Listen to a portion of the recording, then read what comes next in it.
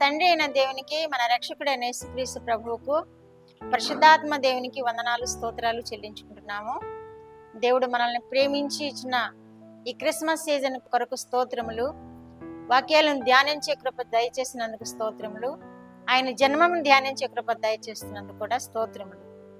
ఈ దినమందు దేవుడు మనకిచ్చిన వాక్యము లూకా సువార్త 1వ అధ్యాయము 49-50 వచనాలు చదువుకుందాం. సర్వశక్తిమంతుడు నాకు గొప్ప కార్యములు చేశాను కనుక ఇది మొదలుకొని అన్ని తరముల వారును నన్ను ధన్యురాలని అందురు. ఆయన నామము పరిశుద్ధము. ఆయనకు భయపడు వారి మీద ఆయన కనికరము తరతరములకుండును. దేవుడి వాక్యం ద్వారా మనల్ని దీవించునుగాక. ఆయనకు భయపడు వారి మీద ఆయన కృప తరతరములు ఉండును అని ఇక్కడ మరియ తెలియజేస్తుంది.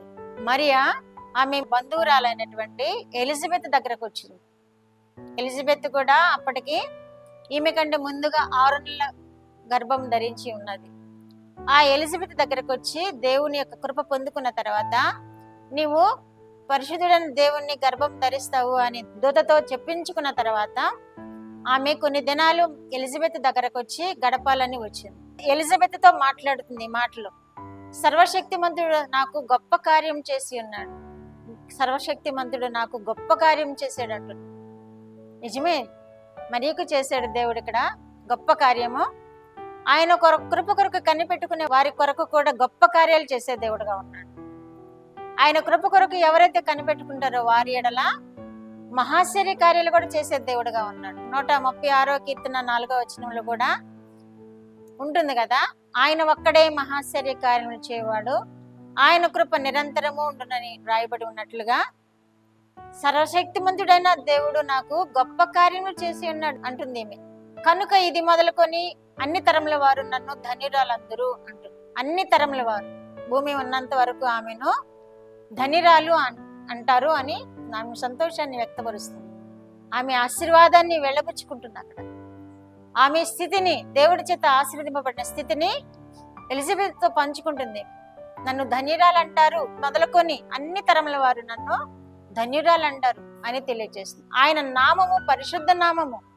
ఆయనకు భయపడు వారి మీద ఆయన కనికరము తరతరములకుండును అంటుంది.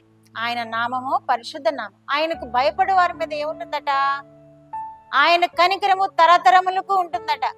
ఎవరైతే ఈ వాక్యాలు ధ్యానిస్తూ ఉంటారో, ఎవరైతే యేసుక్రీస్తు రక్షకుడిగా కలిగి ఉండి ఆయన వాక్యాలు ధ్యానిస్తూ ఉంటారో, ఆయన మాటలు ధ్యానిస్తూ ఉంటారో, ఎవరైతే యెహోవా దేవుని ఆజ్ఞలకు లోబడి ఆ మాటలను ధ్యానిస్తూ ఉంటారో వారి మీద దేవుని యొక్క కనికరము తరతరములకు ఉంటుంది అని ఇక్కడ మరియ తెలియజేస్తుంది. మనం గ్రహించాలి. ఎవరైతే యెహోవా యందు భయభక్తులు కలిగి ఉంటారో, ఎవరైతే దేవుని సేవిస్తూ ఆయన బిడ్డలుగా జీవిస్తారో, ఎవరైతే ఆయన కనుసలలో ఉంటారో, ఆయన రెక్కల నీడన ఉంటారో వారికి ఆయన కృప, ఆయన కనికరము తరతరములు ఉంటుంది అని వాక్యముల ద్వారా మనం గ్రహించగలుగుతున్నాం. మరియ పొందుకుంది ఆ స్థితిని. మరియ తనని తరతరములకు ధన్యురాలు అంటారు అని చెప్తుంది. అదే మాదిరిగా ఆయన ఎందుకు నిలిచి ఉండని వారికి, ఆయన ఎందుకు భయభక్తులు గల వారికి తరతరములు ఆయన కనికరము నిలిచి ఉండును అని కూడా తెలియచేస్తుంది. కాబట్టి మనము మన తరతరాల వారు దేవునిలో జీవించాలి అంటే, పిల్ల వంశముల వారు దేవునిలో ఎదగాలి అంటే, పిల్ల వంశముల వారు దేవునిలో ఆశీర్వదింపబడాలి అంటే మనము దేవుని యందు భయభక్తులు కలిగి జీవించాలి అని వాక్యం ద్వారా మనం తెలుసుకోగలుగుతున్నాం. మరి అంటుంది, ఎవరైతే భయభక్తులు కలిగి ఉంటారో వారి తరతరాల వరకు దేవుని కనికరం పొందుతారు అంటుంది.